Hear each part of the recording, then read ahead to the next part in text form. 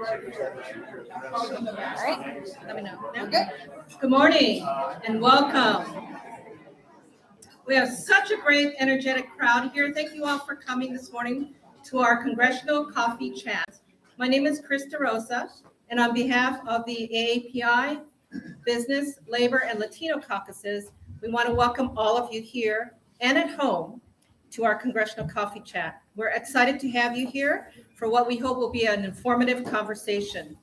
Before I introduce our moderator, actually he doesn't need introducing, I do want to send a special shout out to Angela Kim Medina. She's the chair of the AAPI caucus. She's at home today, not feeling well, and she regrets not being here with you. She's been the guiding force behind our event. Without her, this coffee chat would not have been possible.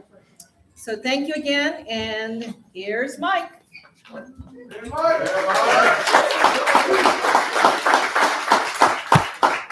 morning. Good morning. How's everybody doing today? If you weren't awake, you're awake now, right? My name is Michael Heminger. I am the deputy chair for the Arlington County Democratic Committee. And for about 2 more hours, I'm also the national committee representative for the Young Democrats of America. We're having our convention this weekend. I want to welcome all of you to our first big in-person event, and welcome to all of our online audiences as well. We're really excited to be hosting the first really event for the primary season this year. I'm going to read through some do's and don'ts, and we'll go ahead and get this party started, okay? All right, it looks like a lot of you have breakfast. If you haven't had the chance to order, there's a QR code on your table. Feel free to use that. If you need assistance, there are servers walking around. Feel free to stop them as well. We have complimentary coffee and juice in the back. Please help yourself to those as well. If you could please take a moment to silence your phone so that we can be fully engaged and present in today's conversation. We really appreciate that. There are restrooms in the facility. They're located outside this door. For those of you that have been here before, you know there's a restroom here. If you could do us a favor and just use the restrooms on the other side of this door, we also appreciate that very much.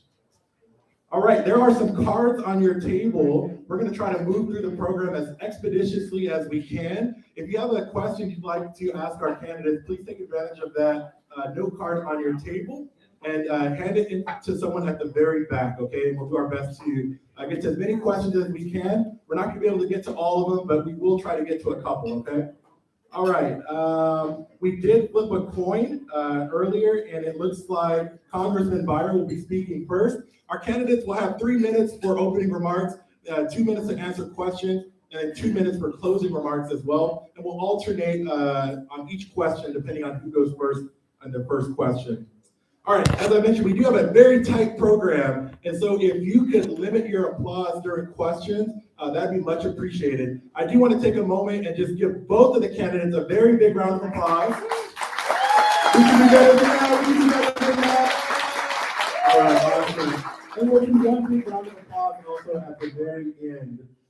For your questions, you'll have up until 9:49 to get your question in, okay? I'll give you a reminder, it's going to be after this first question, the first formal question, until 9:49 to get that question in.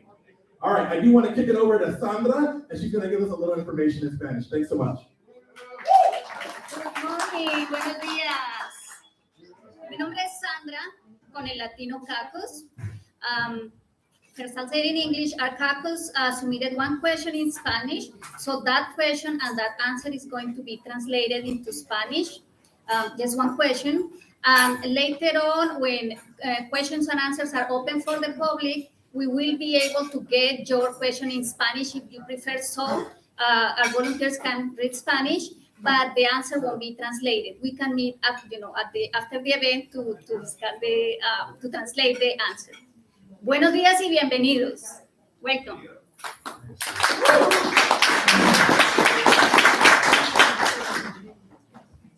All right, awesome. I want to take a moment to acknowledge our timekeepers up here in the front. Go ahead and give them a wave. They're going to be keeping our candidates on track today. I think we are ready to go. So, Congressman Byron, we'd love to hear your opening statement. Why are you running for election? Let us know.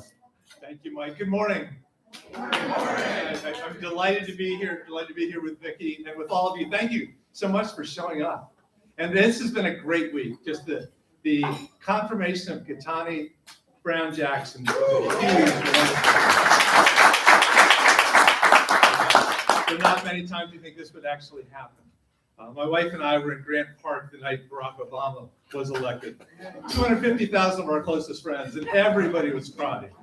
It was amazing. You know, my Clara Mortensen Beyer was my grandmother, and I wouldn't be here without her. Of course, literally that's true, but also because she was the progressive representative of the American people. That was my greatest inspiration. I've had many role models, but nobody like Clara. The daughter of immigrants, raised on a chicken farm in Northern California. Her dad was killed when she was 13 in an accident, and she and her mother went to work as domestic servants, as cleaning ladies in the dorms at Berkeley. And somehow she turned that into the Goodwill Hunting graduation in 1915, and went on to suggest Frances Perkins to Franklin Roosevelt to be the first woman cabinet secretary.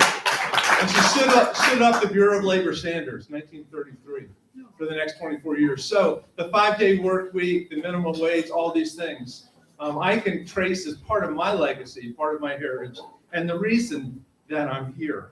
She was a woman of intelligence and compassion and experience. So those are the things I wanted to try to bring to this job. You know, I doubt that, no doubt that if she were alive, she'd be a leader in the struggle for equal pay for equal work. Just this week, the Joint Economic Committee that I chair put out a new report showing that closing the gender wage gap would reduce poverty for working women by more than 40%. Would change lives and would change America.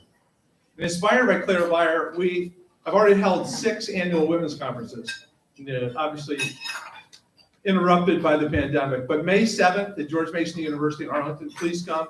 It'll be terrific. We're trying to get Nancy Pelosi to come. With Chris Van Hollen, he and I have been pushing for years for a surtax on income, 10% over $2 million for a couple. And with Elizabeth Warren, she and I have been pushing for wealth tax and a minimum corporate tax. I've also been a passionate leader for climate change. You know, I went to Glasgow, COP26 with Nancy Pelosi. I have 7 different pieces in Build Back Better, including the first ever direct government payment for taking carbon directly out of the air. My 3 minutes is already up, but I just want to say there's so much more that we need to do. I deeply believe that America's best days still lie ahead. We just have lots and lots of work to do. And I'm pleased to be part of the world's largest, craziest high school class, trying to get things through Marjorie Taylor Greene and the Senate. And I look forward to doing my best in the years to come. So Thanks so much, Congressman Beyer. Ms. Pierson, why are you ready for Congress? Thank you so much to the Arlington Democrats. Thank you for all of you for being here. And thank you, Congressman Beyer, for your remarks. My name is Victoria Pierson. I was born and raised right here in Arlington, Virginia, to 2 immigrants. My mom is from Ecuador, and my father was born to Punjabi Sikh refugees in Bangkok, Thailand. They came here to Northern Virginia. They met in Boston, before Boston was cool and trendy as it is today. And my story is the story of millions of immigrants and first-generation Americans. My parents sacrificed for me so that we could have a better life, and we were able to make it. And childcare back when I was a young girl was unaffordable as it is today, and so my mom would bring me with her to the salon where she worked as a manicurist. And at the salon, you've been there, there's a lot of waiting time. And as a very curious young girl, I took this opportunity and I talked to the clients. These were business people, politicians, people who were involved in the professional world. And through them, I perceived the existence of a larger world. But what would get me from where I was to where they were? Education. I hit those books, I studied as hard as I could, and it got me a full-ride scholarship to Stanford University. I headed out west after graduating with a bachelor's in international relations with a focus on economic development and a master's in Latin American study. I started working. I built financial security, not only for myself, but for my family. And I'm sitting in my apartment in the Bay Area, I'm looking around, and it suddenly hits me. I had achieved the American dream. But what has happened to this American dream? It is becoming harder and harder for us to access. What has happened to a place here in Northern Virginia, and I'm running for Congress because the truth is, if I was born today in this district under the conditions that I grew up in, my story would not be possible. I know that when we create policies that have a minimum wage that is a living wage, when we protect against wage theft, when we create policies that combat against floods and climate change that threaten our safety, when we redefine what success looks like post-K to 12, I know that we create a community that lifts up all communities. My name is Victoria Pierson. I am a daughter of our district and our communities. I am running to bring the American dream to every person in Virginia's 8th District. I'm running to bring along those who have felt unseen and unheard in our political process. And I know that we can do this. I know we can do this in Virginia's 8th District. I'm so excited to be here, and I'm looking forward to the discussion we're going to have today. Thank you so much. Thanks so much, Ms. Pierson. All right. We'll be moving into our questions now. The first question is going to come from our AAPI caucus, our Asian American Pacific Islander caucus. If you don't know what our caucuses are, we invite you to take a trip to the back. All of our caucus representatives are back there. They're a model for the Commonwealth and the rest of our country. So definitely check them out and get involved. Since Congressman Byer went first on opening remarks, we're going to flip, and Ms. Pierson will be going first on this question. Do you support increasing the number of H-1B work visas and/or green cards for permanent residency available to immigrants? And would you support reforming the system to remove the country caps that create long wait lists for immigrants from certain countries? Absolutely. So when I was working, so this question is deeply personal to me. I watched my parents, I watched my community go through the immigration process. Look, we can all agree immigration needs reform. It's not working in this country. When I was working out in Silicon Valley after graduating from Stanford, I saw people, because of the H-1B visa change, leave America, not because they wanted to, because they had to. These were students who had invested in America, who wanted to contribute to the American economy, that were forced to return back to their home country. I think a bigger question that we need to talk about when related to this country is the race that we're having with China and many other countries. We need innovation to start here. We need our American economy to remain the strongest it's ever been. The way that we're going to do that is by reforming the immigration process, starting with H-1B visas. We need to create a system that makes sense. We need to modernize our immigration process through technology. These are the systems that's going to bring us towards a world that allows us to invest in our economy, to invest in our workers, to create a process where people have a very clear process of applying. And I believe that we can do this here in Virginia's 8th District, where we have a huge population of immigrants, a huge population of those who are seeking to enter the American society through the H-1B process, and it would be a priority for me as a congresswoman of this district.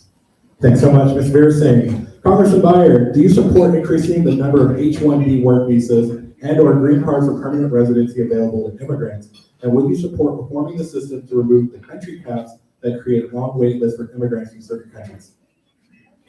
Mike, the answer is yes to both, but emphatically yes on the second half, which is removing the country cap.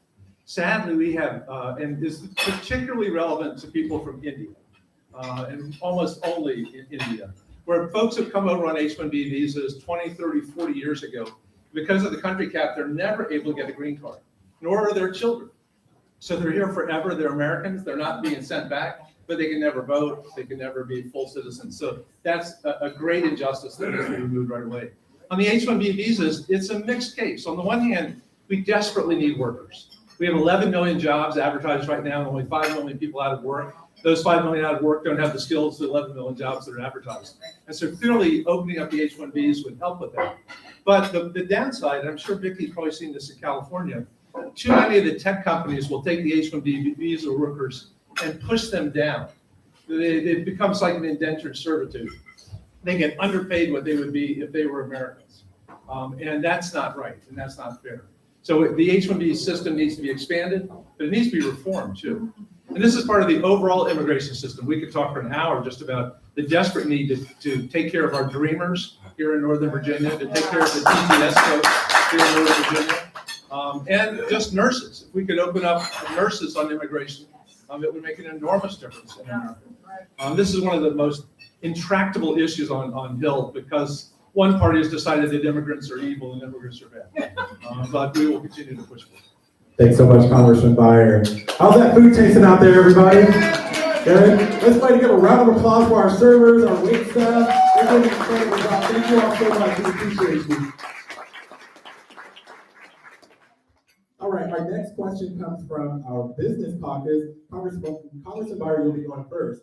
Inflation is higher now than at any time in recent years. What, if anything, can or should Congress do to try to lower inflation? Well, yes, it is hard, and it is sad, especially politically sad. And the worst part is that it's affecting people at the lower end much more than people at the higher end. The people that have the least income and often have to travel the farthest to go to work. It's really important to know that it's not just us. You look all around the world. The Ways and Means Committee here, I ran off the list of 50 countries that have inflation higher than ours.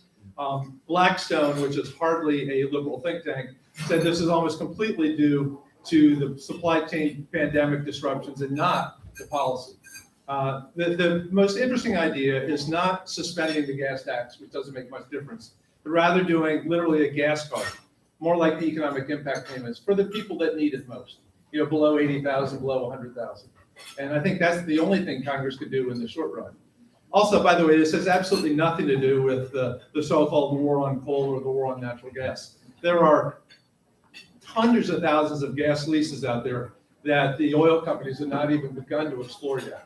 They just stopped pumping during the pandemic, and now the soil is slowly getting back up again. So this is the consequence of many, many different decisions. At the bottom line, you got to remember that unemployment is 3.6%. Virginia is 3.2%. Paying more for your gas is a hardship. Being unemployed is a crisis. And we're doing the right thing. We have our priorities in the right places. I looked on the way in, it was $3.92 an Alexandria this morning. Let's hope it's $2.92 in a couple of months. Thank you, Congressman Byer. Ms. Pierson. Yeah.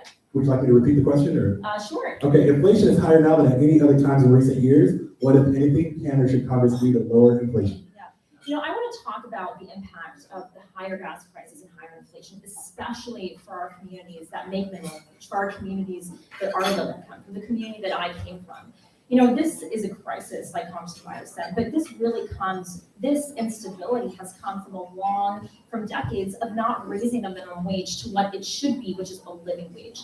No one can argue the fact that the cost of living in Northern Virginia has risen tremendously in the past few decades. What has not changed is the minimum wage. What has not changed is the protections that workers need to be able to afford to live and work here. Obviously, we are in the middle of a conflict. Inflation is not just affecting us in the U.S., but many countries around the world. I believe that this is the responsibility of the Fed to help lower the inflation, to help return us to a place where we can afford to live and work here. But let's use this opportunity to talk about the living wage. Let's use this opportunity to talk about standard living and affordable housing here in the area. Let's use this as an opportunity to talk about how hard it has become for our low income and working class families just to get by. If we focus on these issues, not only will we come out of this period with renewed policies that help uplift our communities, but we will come out of this stronger and create a brighter future for all of our communities here. So I welcome this opportunity to have a discussion on fundamental layers that bring a lot of wealth and equality here in our district, and rely on the Fed to help us move past this and towards an economy that's working for everybody. All right, awesome. Thanks so much, Ms. Pierson. So if you have submitted a question, Chris, give us a wave, Chris. Chris is back there wearing that Democrat blue. Go ahead and drop off your question to Chris or Alexandra, okay? If you're joining online, we're monitoring the chat. Go ahead and put your chat or your question into the chat.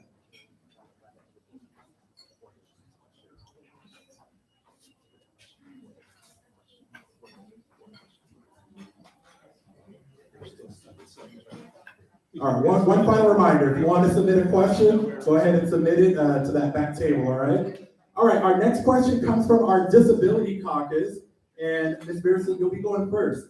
By estimates from the Center for American Progress and the Bureau of Labor Statistics, at least 1.7 million more people now have disabilities due to COVID-19, long COVID, or other post-COVID conditions.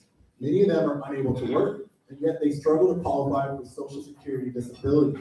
How can we ensure better access to healthcare, disability benefits, and civil rights protections for these people?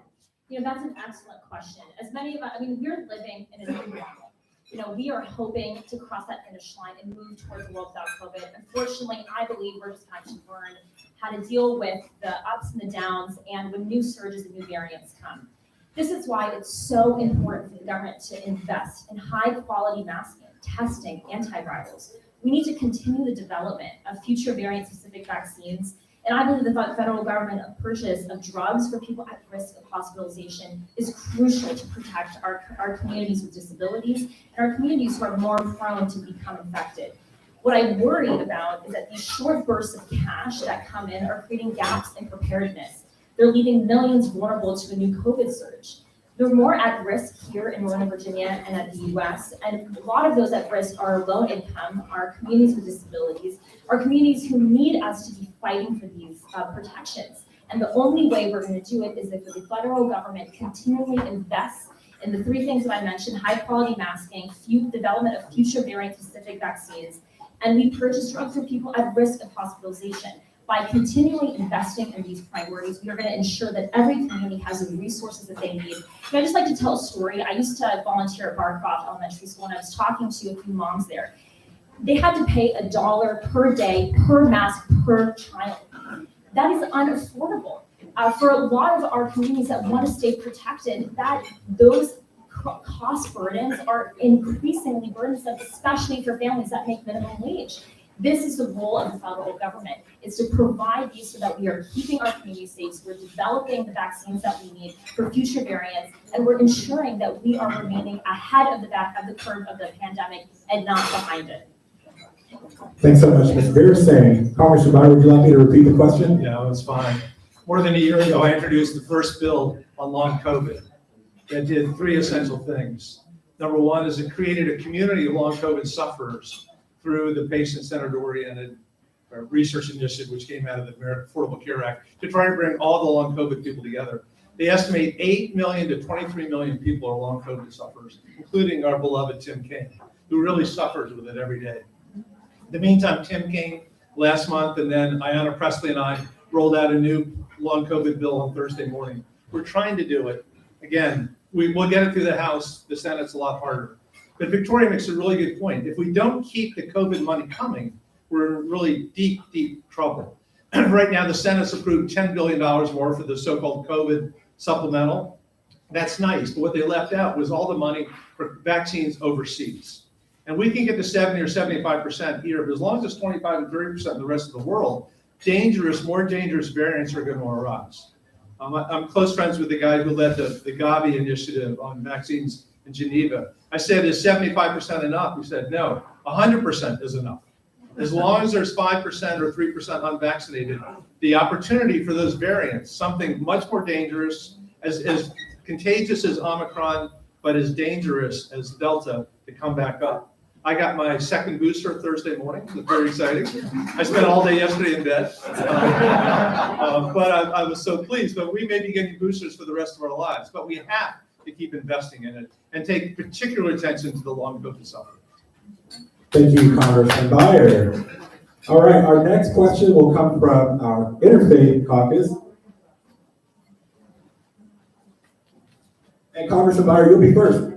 Recent news reports indicate that the Supreme Court's expansion of its emergency docket is enabling the conservative court to reinstate policy from the previous administration, including the Trump-era environmental rule that made it difficult for states and Native American tribes to block projects with environmental justice implications.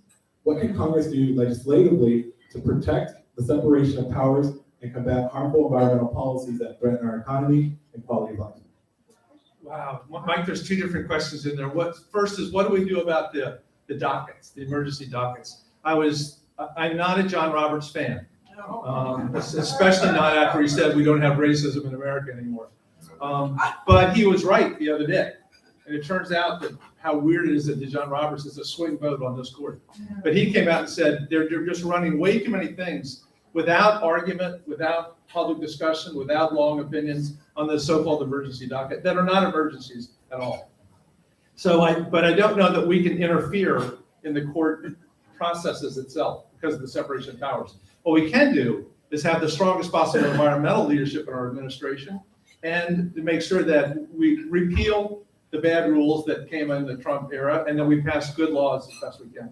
We had a small victory this year, this week. For the last 6 years, I've been pushing the Wildlife Conservation Corridors Act, which is creating corridors for animals and wild flora and fauna to connect across, wolves and grizzly bears and monarch butterflies and all kinds of great things. Who's our wonderful friend in Virginia? It's in the Virginia law, but we've gotten it through the House and not the Senate. Deb Haaland did an executive order this last week as Secretary of the Interior, so a great success. Sometimes you work on things legislatively and they do it at the presidential level, and that's okay. Thank you, Congressman Byer. Ms. Pierson, would you like me to repeat the question? No, that's okay. Thanks, Mike. Yeah, so, the emergency dockets, I have been a proponent of expanding the bench. I am very afraid of what's going to happen to Roe v. Wade. I think like many women and many people in this room, we are seeing our rights being taken away from us. And I'm worried that our daughters are going to have a future that is less bright than the ones that myself and older generations had. I believe that it's important for us to bring perspective into the bench. I believe that by expanding the bench, it'll help solve a lot of problems, especially the emergency dockets. When it comes to climate justice, I stand for a just transition. What does that mean? It means equally distributing the costs and benefits of climate change policies so that no community is overly burdened.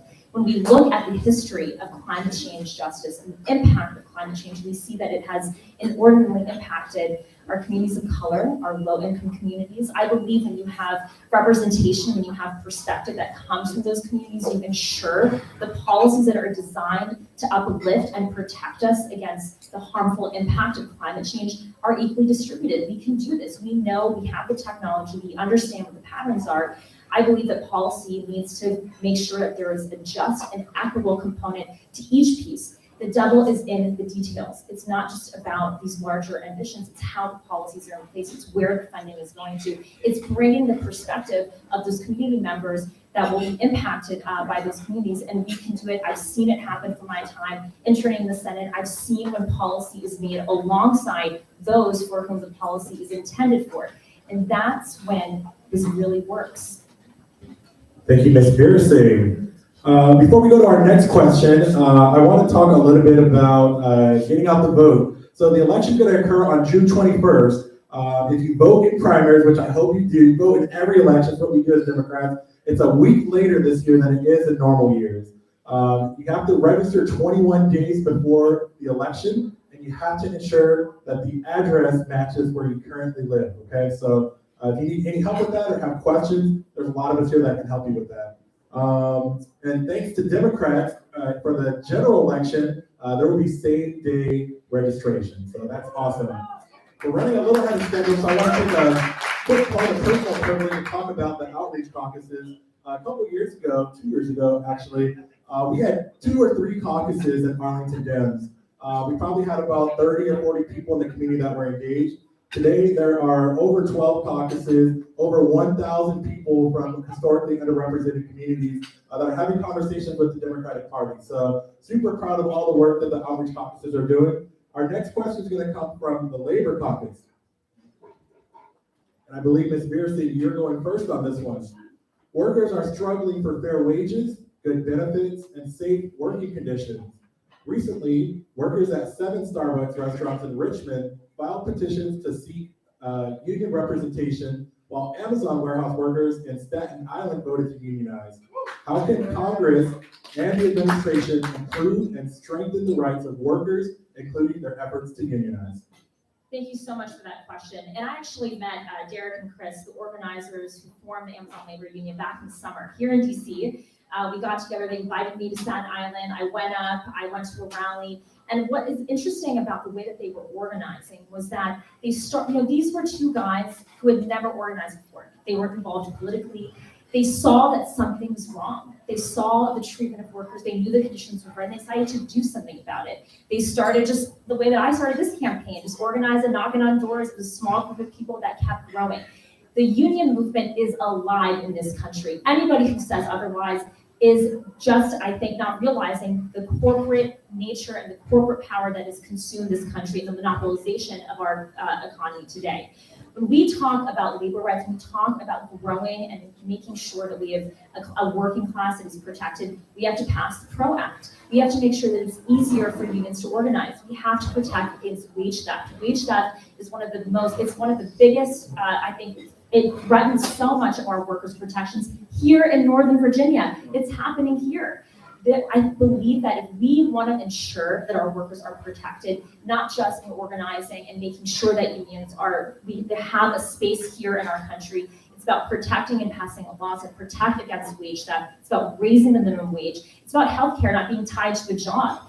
These are fundamental protections that we used to have in this country that we need to bring back. And I fully support the organizing efforts of the union. I fully supported Eric and Chris on their journey. And by encouraging more people like Eric and Chris, I know that we will have a future where workers are protected and their rights are guaranteed as human beings. Thank you, Ms. Pierson. Congressman Bauer, would you like to repeat the question? All right. I remember walking the picket line with the workers in the coal strike in 1988, 1989 in Southwest Virginia, when they sold the company and took everybody's benefits away, their health benefits and their retirement benefits. I've been privileged to be endorsed by the AFL-CIO here in Virginia, every election, including this one. And I was deeply involved with both Amazon and with Virginia Tech to make sure that the wage theft that Vicki was talking about, the PLAs that we needed, that the PLAs happened, the wage theft didn't happen, as we build out the Virginia Tech campus and the Amazon campuses. I was thrilled with the Amazon election, surprised. We'll be part of the efforts to unionize the Starbucks here in Northern Virginia. Early supporter the first day, I think, on the PRO Act. And the very first day on allowing our members of our Longworth 1119 team and the Joint Economic Committee team to organize on the Hill. That if we're going to say it's good for everybody else, it's good for us too. By the way, when I first got involved in Virginia politics, the right to work was like part of our religion, right? Everyone knelt at the altar of right to work. So I was just amazed and thrilled that Virginia, along with my little vote, turned down a constitutional amendment to enshrine right to work in the Virginia Constitution. And now the General Assembly's moved to actually repeal it. Unsuccessfully so far, but we're moving in the right direction. And American labor unions are now having a more positive feeling by the American people in polling data than they ever have. So we're moving in the right direction. And if I go back to my grandparents' efforts, it was all about organized labor that made America what it is today. Thank you, Congressman Bauer. Our next question will come from our Latino caucus, and we will be translating this question in English and Spanish. And Congressman Bauer, I believe you are first on this one. Migrants and asylum seekers have been subject to disrespectful treatment and human rights abuses under every administration in living memory, up to and including the ongoing expulsion of migrants under Title 42. Now that Title 42 is ending, what other reforms would you support to immigration policy and or the Department of Homeland Security that would improve how Latin American migrants are treated in the U.S. immigration process? Okay, so I'm going to translate the question. I'm going to ask the candidates, please, to stop for every idea that you have, so I can translate better rather than taking notes after your whole answer. Los inmigrantes y las personas que buscan asilo han sido sujetos a tratamientos irrespetuosos y abusos de derechos humanos bajo cada administración en la historia de los Estados Unidos, incluyendo la actual política del título 42, que admite expulsiones de inmigrantes. Ahora que el título 42 está terminando, ¿qué otras reformas apoyaría usted de inmigración o del Departamento de Seguridad Nacional que mejoren cómo los inmigrantes latinoamericanos son tratados en el proceso de inmigración de los Estados Unidos? So let me begin by saying the very first thing I would do, and I'm deeply involved with this with the Congressional Progressive Caucus right now, is ending the private prisons for the migrants. Lo primero que quiero decir es que yo terminaría con el sistema de prisiones privadas para los inmigrantes. the conditions are awful, but not only that, they're paid $500 to $800 per detainee per night. You imagine a worse use of money. Las condiciones son horribles y lo peor es que estas son pagados entre 500 y 800 dólares por inmigrante que es detenido. The second thing is a much deeper investment in the Northern Triangle. El segundo punto es hacer mayor inversión en el Triángulo del Norte. I spent a week there just before the pandemic in Guatemala, Honduras, and El Salvador. And the poverty, the crimes against women, the murder rates, and worst of all, the corruption in the government, which gives rise to everything else, is unbelievable. Sí, yo estuve recientemente en América Central, en Honduras, Guatemala y Salvador, y los crímenes, sobre todo contra las mujeres, y la corrupción son increíbles. And we can't just laissez-faire it. We have to take responsibility as the richest nation in the history of mankind to make the investments in those countries. Best of my knowledge, most folks would rather stay in their own home if it were possible to do so. Y nosotros tenemos que tener responsabilidad, no podemos dejar que esto pase, debemos invertir para que esas personas puedan quedarse en sus países. And I don't know if there's still time left. Yes, still. We typically were taking 1 million immigrants per year. Last year we took 250,000. This is at the same time when our birth rate's the lowest it's ever been. When, as you probably saw, our life expectancy fell again last year after falling 2 years the year before. We need people badly, which means we need comprehensive immigration reform, which would change all of it. Sí, nosotros estamos viendo nuestras tasas de nacimiento en los Estados Unidos decrecer. Al mismo tiempo, hemos tomado menos inmigrantes. El año pasado, 1.250.000. Nosotros necesitamos mucha gente en los Estados Unidos para hacer los trabajos. In the time I have remaining, the last big thing I do would be to reform Customs and Border Patrol. You have way too many cowboys there.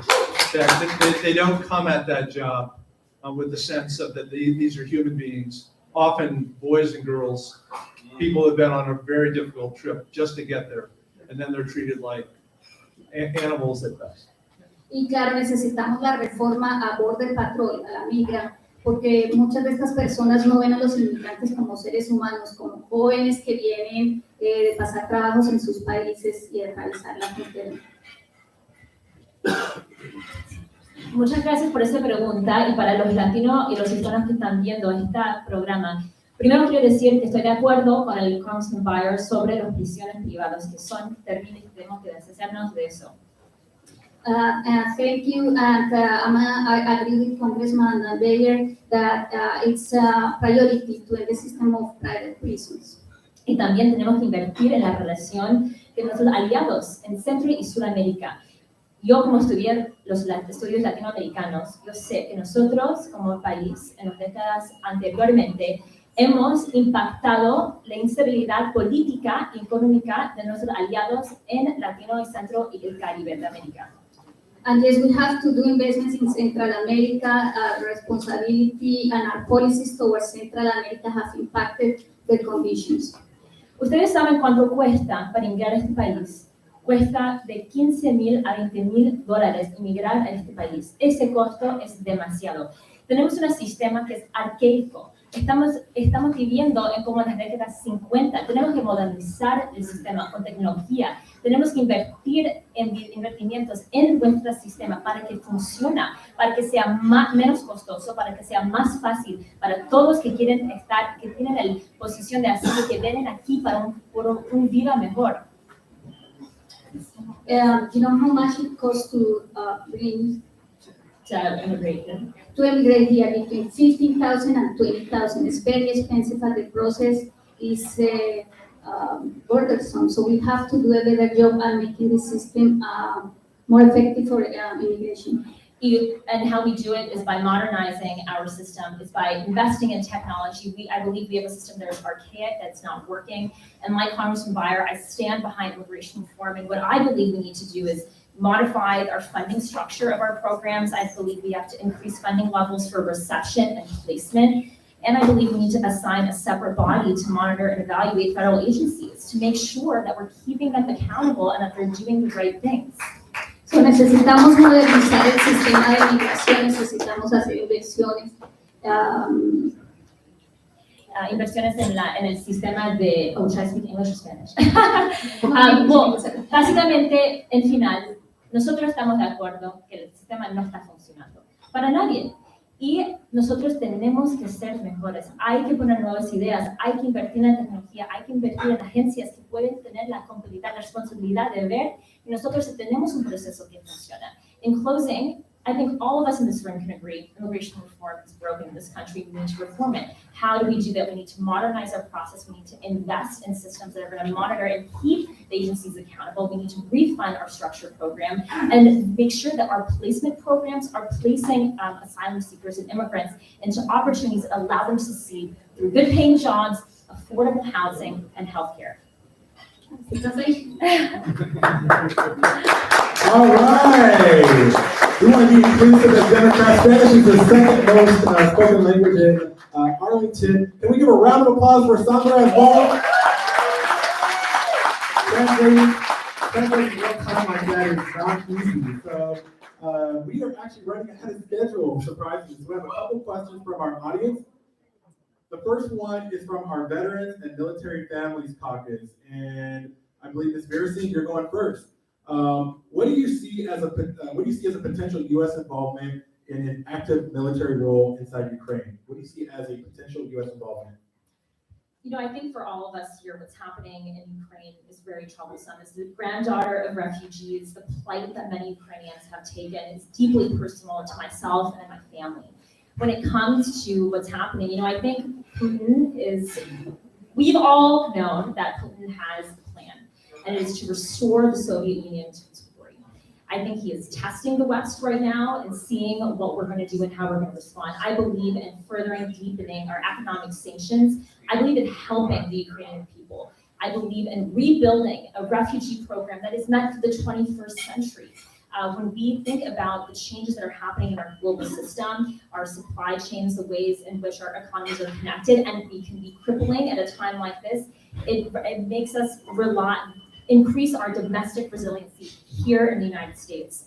I believe that if we do not take further economic sanctions, Putin will use us as president. I do not believe he will stop at Ukraine if we let him. I believe we must work with our allies in Europe and as well as in other parts of the world to ensure that we are putting our best foot forward, that we are putting a very strong sanction to what's happening in Ukraine today. And if we do that, if we are successful, I believe not only will we stop Putin's expansion and put a stop to this, but we will also secure democracy, which has been a model of the US, which is what brings so many good benefits to so many communities across the US. And I believe working with experts in the field to make sure that our policies are designed to stop Putin's expansion to Ukraine, strong economic sanctions, while also helping the Ukrainian people through a refugee program meant for the 21st century.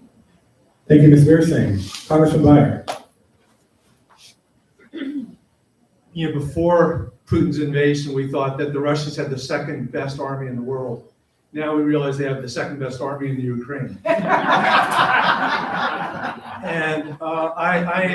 I think Joe Biden and Lloyd Austin have done a terrific job of holding together. And they're walking a difficult tightrope. On the one hand, we're giving them all kinds of weapons, and more every day, and more sophisticated every day. We're getting them in there.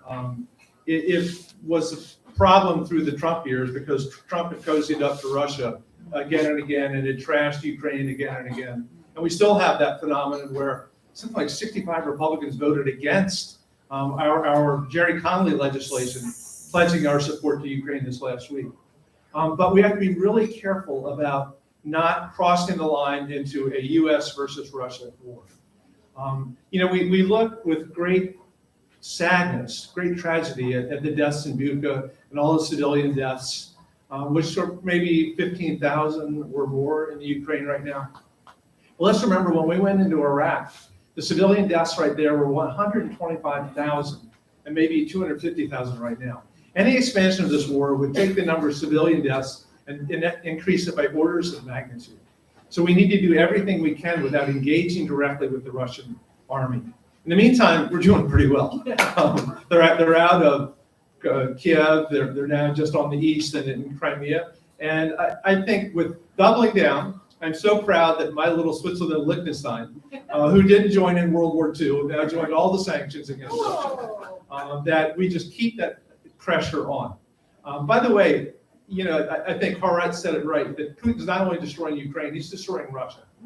And in the long run, this may be the best thing that could happen to Russia, is get rid of Putin, get rid of the oligarchs, and give them a chance to actually have democracy sometime in the future. In the meantime, we just have to be strong, strong, strong for Ukraine, for freedom, for peace, but make sure that we don't engage with the nuclear armed conflict. So. Thank you so much, Congressman Byer. All right. I love this question, so whoever submitted it, thank you. I do want to acknowledge all the people that are watching online. We see you. You're very active in that chat box, so thanks so much for joining us this morning. The Democrats need 2 consistent messages for the midterms. What should it be? Congressman Byer, you're first. Oh, like that's how I get yelled at this more than anything else. The slang on the Hill is that Republicans speak in headlines and we speak in fine print. But there's always the challenge of the children of the Enlightenment. So I would say there's a backward-looking message and a forward-looking message. The backward-looking message has to be, look, things are way, way better than they were in virtually every respect. 3.6% unemployment. All these months in a row of incredible job growth. We added 875,000 manufacturing jobs last year. Unemployment claims were the lowest they've been ever, 116,000. On and on and on. There's an incredible story to be told about what Joe Biden has done in this relatively few months, including overcoming so much of the COVID. But looking forward, we have to get back to this idea that things are going to get much better. And virtually everywhere you look, including with all of our challenges with immigration and with lifting people out of poverty. Fewer Americans go to bed hungry tonight than at any time in our history. It's not perfect. We have a long way to go, but we're coming at it. That America's best days still lie ahead. When you look at science, at CRISPR, at mRNA, and all the stuff that's happening there, when you look at economic growth, we have to be the party of optimism. We have to be the party of we can get this done. Back to yes, we can. That we are the ones, by the way, who don't divide people like the Republicans, that bring people together, that we care about the promise of every human being. And the message has been for the people. It may not be the best message, but it is true. But we have always been the people that fight for the little guy. All of Victoria's message is about fighting for the little guy. And that's who we are. We are the ones with compassion and empathy, and that has to come through in all of our stuff. Thank you so much, Congressman Byer. Thank you so much, Congressman Byer. Look, I have been on the ground. I'm talking to voters every day. There are seismic shifts happening in our electorate today. People are losing trust in our institutions. They do not believe that they have a place in electoral politics in our world today. What are we going to do to combat that? We have to talk about getting money out of politics, campaign finance reform, banning stock trading from our members of Congress and their spouses. This is how we rebuild trust in our government institutions. Second message, we got to talk about healthcare.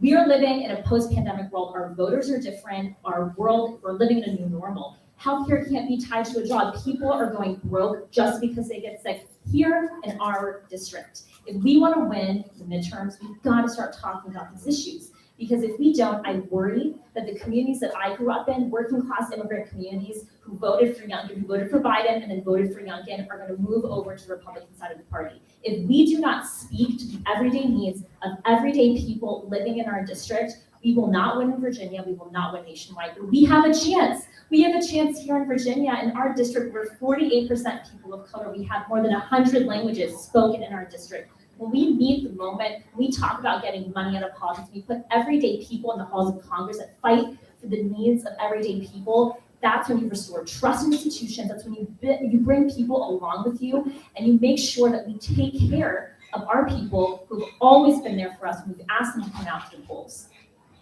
Thanks so much for sharing that. Another great question from our audience. The 8th Congressional District has the largest representation of veterans and military families. And I believe, Ms. Pierson, you're going first. What is your plan to improve the status of veterans, active duty service members, and families in this area?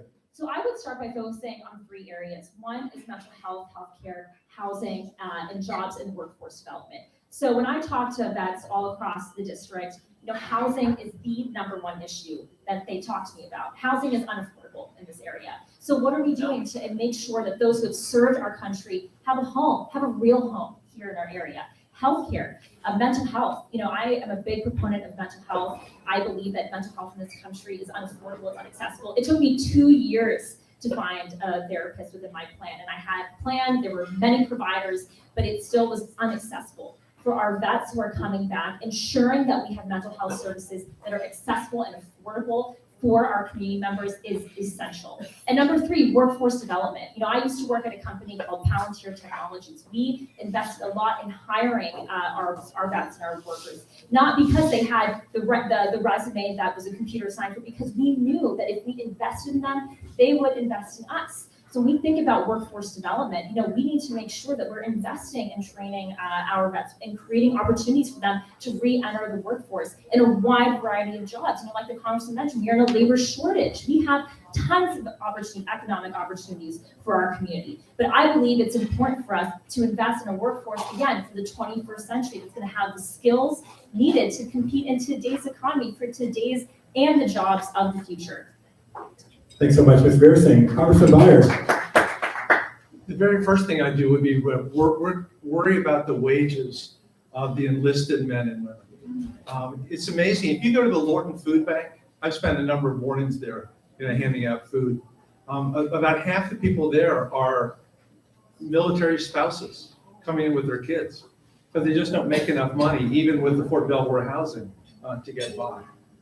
The second thing is housing, yes, and it isn't so much that there's a shortage for the working men and women of the military. It's that, as you probably read from the Post, there have been enormous problems with mold, with these houses where they've moved into motels for months at a time because of the status of it. Virginia's done a pretty good job at trying to build affordable housing. We're building everywhere in this district right now. But we're 150,000 housing units short in Metro DC, 10 million nationally. I've been the lead with Susan Dilbenny from Washington on the LIHTC expansion, which is the low-income housing tax credit. It's in Build Back Better. It would create 10 million more affordable homes over the next 10 years. We just have to get Joe Manchin to sign on to it, and then it would go forward. Then the other deal is especially thinking about military spouses. I'm an Army brat. So I grew up going base to base to base. When my dad finally retired, my mother said she'd never have another yellow kitchen. And her next move was to be down the center aisle of the church. But I'm part of a lot of the military spouse organizations who come meet with us. And they're really concerned about what jobs do they get as their husband or their wife gets moved every 2 years. And how do you ever build a career? And we need to be thinking really deeply about that too. And by the way, most of our local governments in Arlington and Alexandria have really good veterans training thing to move them into small business. We just need to support that in any way we can. Thank you, Congressman Byers. Criminal justice reform is a hot topic in our country right now. There have been calls for police reform. Congressman Byers, what is the best way to lead meaningful reform? Whoa, you have an hour? Let me just start. I spent a lot of this week gathering co-sponsors for our Cost of Police Misconduct Act, which I've been leading for about 2 years now, which would simply make transparent all the money state and local governments pay to solve police misconduct cases. It's over $2 billion a year. The whole thought is if taxpayers knew what we paid just to make police misconduct things go away, it would be a lot better. One of the earmarks I got passed this year was for a mental health unit for Arlington Police. Because not every police call needs to be people with guns. Often needs to be people that are expert at mental health to come intervene. I'm a strong believer that we need body cameras on everyone. And I got the legislation with Eleanor Holmes Norton and I for all federal law enforcement to have body cameras, and another earmark for Alexandria to have body cameras. Because once again, not only does it keep them restraining some of the worst tendencies of a cop out of control, but it also helps protect them from frivolous claims of police brutality. Anything we do to make things transparent changes behavior. And then big picture, I'm so pleased to see that as we have made marijuana ever more legal in ever more places, including the MORE Act that we passed this last week in Congress, is to make sure that all those people that are locked up for marijuana charges for things that are no longer illegal are let out. Even today, we have more people locked up than any country in the world, 2.1 million, and a greater percentage of our people locked up than in any country in the world, despite the fact that we are the wealthiest country, the most sophisticated, the most educated country ever. Thank you, Congressman Byer. Ms. Pierson. I think everyone in this room, again, can agree with the fact that we have a problem with policing in this country. As a member of the local branch of the NAACP here in Arlington, I stand alongside them with their policy platform on reimagining policing. This means that we have to invest in body cameras, we have to invest in accountability. I was standing alongside the NAACP in front of the Arlington County, arguing for the need for a civilian oversight board that has the tools that they need to be able to effectively monitor what's happening in our community. In Arlington County, there have been 6 Black men that have died in a short time span. Why is this happening in our community? I had a great conversation with someone who's here, who's worked in law enforcement. He comes from the African American community, and we talked about it. We have a big problem, but we also have a solution. And that is by investing in civilian oversight boards, is in reimagining policing by investing in trainings, having accountability programs. I believe, we have to let go of those who are not policing the right ways, train those, and housing. I talk to policemen who cannot afford to live here. Don't we want the bastions of safety to be able to live and work within our communities? Don't we want them to send their kids to our schools? Don't we want them to dine with us in our restaurants? But they can't do it because housing is too expensive here. I worry that unless we really attack these fundamental pillars of what it means to create a community for all, we will not have criminal justice reform. We will continually see our Black and brown communities be having a greater burden of policing in this country. I know that we can do this. As I look around this room, I see that so many of us want the same things. We want safe communities. We want to create a community where people aren't afraid to walk out with their son or daughter because of the color of their skin. And I know that we have a solution. I know we can do this. And we can do this together when we invest. We do this together when we provide accountability. We do this when we make sure that we hold those accountable. Thanks so much, Ms. Pierson. All right, I'm going to take another point of personal privilege since we're running so far ahead of schedule. I'm going to give you 30 seconds each. Congressman Byer, you can go first. What are 1 or 2 things that you admire about Ms. Pierson? And then Ms. Pierson, I'd love to hear 1 or 2 things you admire about Congressman Byer. Where do I start? First of all, I very much appreciate Vicki's education. The going to Stanford on a Fulbright and then getting a graduate degree in Stanford, that sets you up and your generations to come for a long, long time. My family growing up, we didn't have much money, but we all had beautiful educations. And that made us feel like we were special because of that. And then second, I very much appreciate you jumping into the political fray at 29. That, I've told many people, I hope I win this primary, but I look forward to supporting you often in the many years to come. All right, thanks so much, Congressman Byer. Ms. Pierson, what's 1 or 2 things you admire about Congressman Byer? Well, thank you, Congressman, for your words. I remember you as my lieutenant governor, that you've been a staple of my political vision here in Virginia. And I think what you bring to Virginia is, I'm so grateful for your service, not only to Virginia's 8th, but to Virginia as an entire. I worked in the Senate at a time, I know you did, where there was civility, there was respect among both sides. I believe that you lead with civility, you lead with respect. I want to thank you for welcoming me into this race, for being kind, and for joining these debates. I believe that we're setting an example of what democracy looks like, the importance of primaries and the importance of participating in electoral. Thanks so much, Ms. Pierson. All right. Let's get right back into it. Love these questions, by the way. Great job, audience. Too many of our people are in over their heads because of college loans. How can we help them get their heads above water, including mine? Ms. Pierson, let's go first.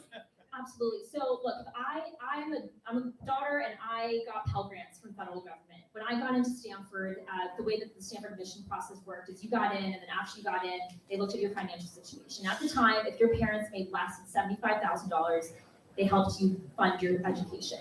That is not the reality for most people going to college. The price of attending a four-year academic institution is 3-4 folds what it was 25 years ago. Our young people are starting off life and they're already behind because of the student debt. Look, I think that I urge President Biden to cancel student debt up to right now. When we think about long-term solutions, we need to do three things. One, we need to make sure that four-year academic institutions are affordable. I believe we need to provide some tax subsidies for state tuition. And I believe we have to redefine what success looks like post-K-12.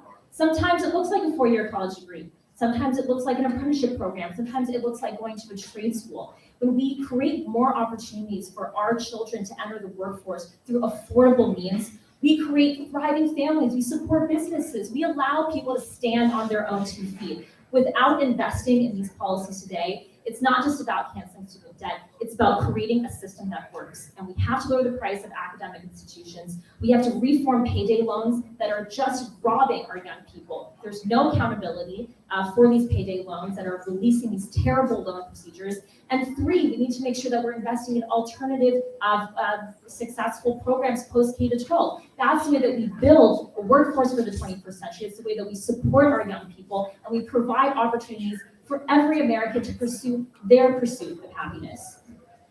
Thanks so much, Ms. Pierson. Congressman Biden. So we just pile on. Payday loans are immoral and should be illegal. When it comes to, I'm very much hoping that Joe Biden will keep his campaign promise someday soon, which would be to eliminate $10,000 of college debt for everyone that has that by executive action. He's not done it so far because they're not sure that he has the constitutional ability to do that. And he certainly doesn't have the constitutional ability to discharge all of it. That's going to have to come back to Congress. In the meantime, there are a number of things that we should think about. Number one, the free community college movement, which has taken the country by storm, is a big step in the right direction. Going to Nova and then 2 years more at UVA, Virginia Tech, George Mason, cuts it down a bunch. We need to reform the way colleges charge too. Vicki talked about 3 and 4 times more expensive having put 3 children through college. You know what that's like. It's just crazy. But so much of it is administration and the new pool, the new stadium, and not the new education. So getting it right-sized yet again. And then realizing that 2/3 of college debt is law school and med school alone. Now, that's not to say that's okay because it's law school and med school. They're all going to have really good careers, but they often struggle till age 50 trying to get out from under that debt. I got to serve in Switzerland for 4 years where college costs $1,000 a year. That is the role model that we should be approaching here, along with the notion that most of the jobs out there don't require college education. They require high school plus, they need training specifically, but doing all the different things that are out there aren't necessarily there. We're going to need to put many different things together, but there's no reason we shouldn't imagine 10 years from now having a system where there's very little college debt for anyone. All right, thanks so much, Congressman Biden. $1,000 a year sounds really good to me. All right, let's transition and bring it home. We're going to go to closing statements, so we each have 2 minutes, and then we'll have an opportunity to take some pictures, so you can hang out on stage after your closing remarks. Let everyone know how they can get involved in your campaign, if they want to get involved, how they can support you, all that good stuff. So Congressman Biden, we'll start with you. You have 2 minutes. Great. Well, many of you have been to my house, and if so, as you go out through the garden, there's a wonderful sign on the gate that says, Ben Franklin's words, "What good shall I do this day?" It's the way we want to leave every day. And he asks himself every morning, and apparently at the end of every day, he asks, "What good have I done today?" Franklin wrote that he never, quote, arrived at the perfection I had been so ambitious of obtaining, but fell far short of it. That's often the way I feel. I feel like worked so hard for so many years to try to get so much done, and there's still so much more to do. That we can never get where we want to be. Every person should be paid the same for the same job. No American should be killed by a gun. Every immigrant should be escaping poverty and violence, should be granted asylum. Every mother should have access to child care, and every child should have access to college. Clean energy should be the only energy. And the world's greatest democracy, the world's wealthiest in the history of the world, we should be the role model for everybody else. The idyllic goals of a Ben Franklin, Martin Luther King, and Eleanor Roosevelt I have the best staff on Capitol Hill, put together little by little, pushing smart, progressive policy. The young men and women that do our district office have done 13,000 cases in the last 7 years, recovered something like $13 million worth of money for our people. But the most important part is they approach every case with compassion and with empathy. I only try to surround myself with optimists with the servant's heart. Because of them, someday I'm hoping my granddaughter can say, Don Beyer started the Fusion Caucus and saved the planet. Actually, I would rather ask, what good can I do this day? My grandkids are 5th generation Northern Virginians. I'm very proud of that. And I intend to continue in whatever possible way I can for the rest of my life, to continue to make a difference in your life. We're here to serve. We're here to make the world better. Please vote for me on June 21st. And we're going to be knocking on lots of doors in the next 73 days. And oh yeah, and Jesper's holding up, the tallest guy in the room is holding up the clipboard. So go see Jesper afterwards. And thank you for being here this morning.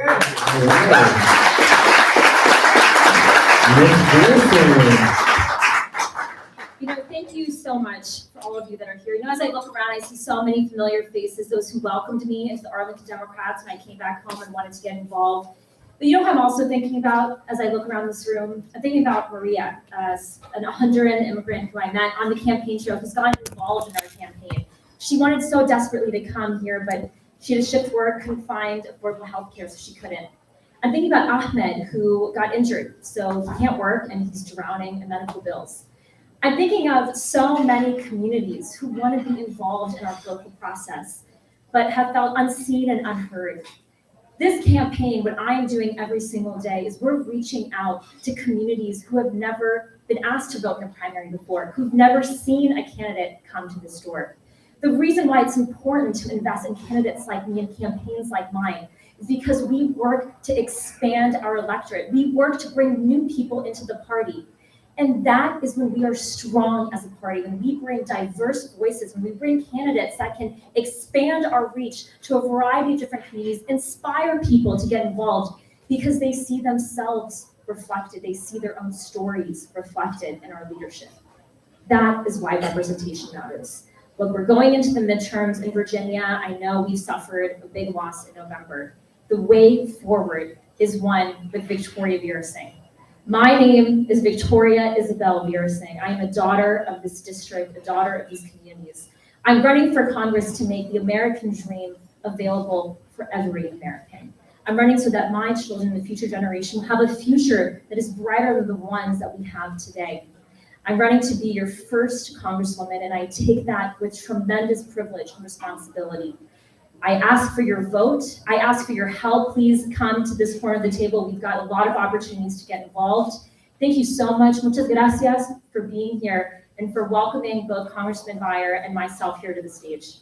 All right, thanks so much. We got a couple other things we'd like to do. You want to go ahead and get that handshake in there, with your thumbs out if you want to get a good picture of that.